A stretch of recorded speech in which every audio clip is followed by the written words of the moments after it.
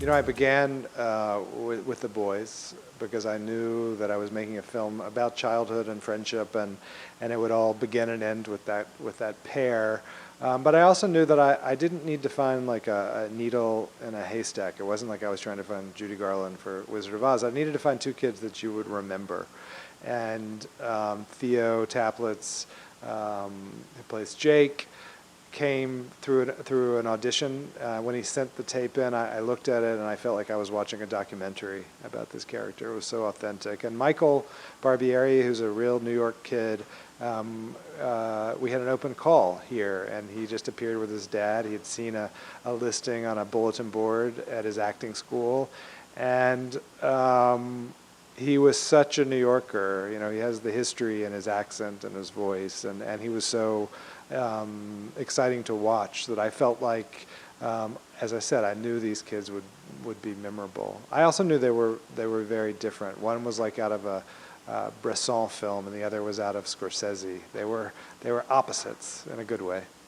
I have to say they're like two of the best actors I've ever worked with, and the easiest. Kids are not as needy as adults.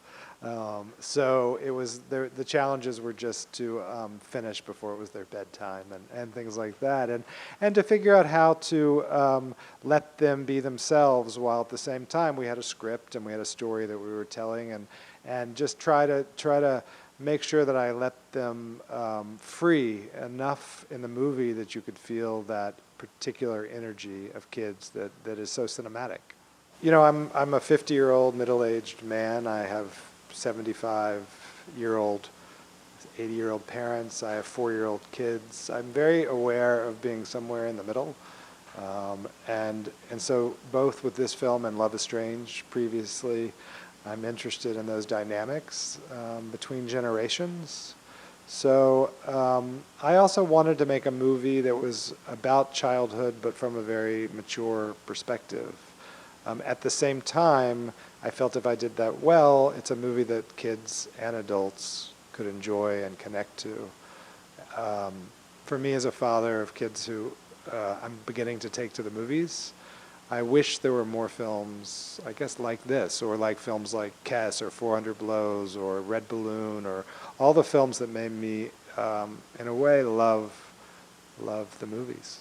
You know, I could be living in Peoria and I would see these issues playing out. And for me, it's so connected to just the kinds of stories and the way that I look at life, in the sense that I don't think you can disconnect economics from who we are as people and usually the dramas that take place. So all my films in some ways are about class and how money influences who people are.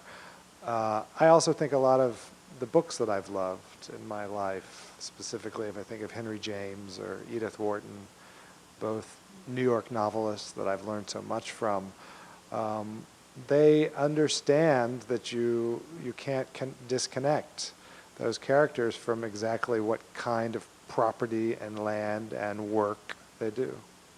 For me, honesty has been something that I've always struggled for.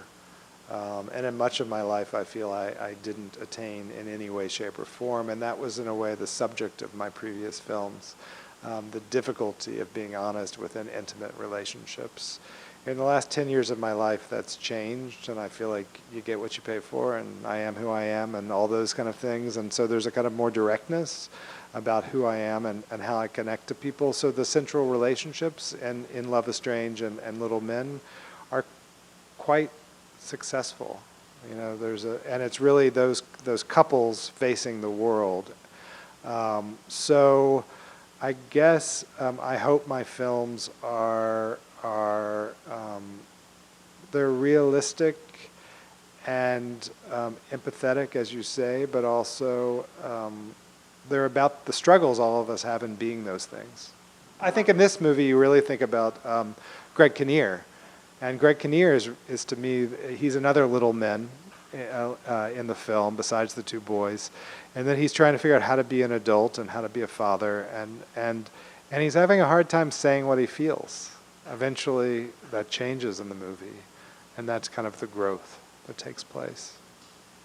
It reminds me of when I was first looking for a psychoanalyst just out of college, and it's what I think about therapists in general, is that you need to find someone who has great empathy, but also the ability to be analytic about things, and so you need a kind of a sweet spot that is both connected and has some distance as a filmmaker, as a storyteller, because I think overly empathizing becomes sentimental and nostalgic, and I'm trying to shy away from that in my work.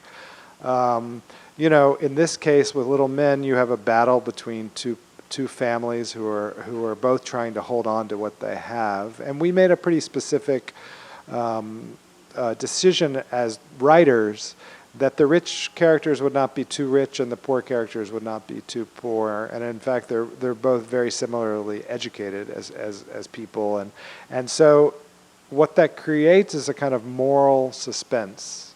You can't easily choose as an audience member which side you're on, and I think that's what keeps the movie exciting.